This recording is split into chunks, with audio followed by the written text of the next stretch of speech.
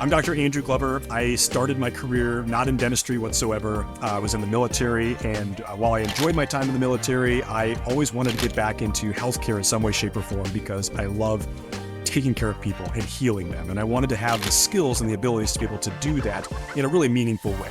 Dentistry ended up really being that solution for me. And I fell in love with taking care of people, but also being creative and working with my hands. For me, that's where I find passion. So I went to the University of Minnesota for dental school. I also went to the University of Minnesota for my periodontal residency, a 3-year specialty program where I train in everything around the tooth. So gums, bone, dental implants, gum disease, gum recession, all of those types of procedures. That's what I trained in for 3 years. It was a very rigorous program, but I enjoyed every second of it. And I love being able to bring that to the Burnsville community here to be able to help patients achieve their optimal oral health. When I'm not in the office, I enjoy being outdoors. I love hunting and fishing, being out at the lake.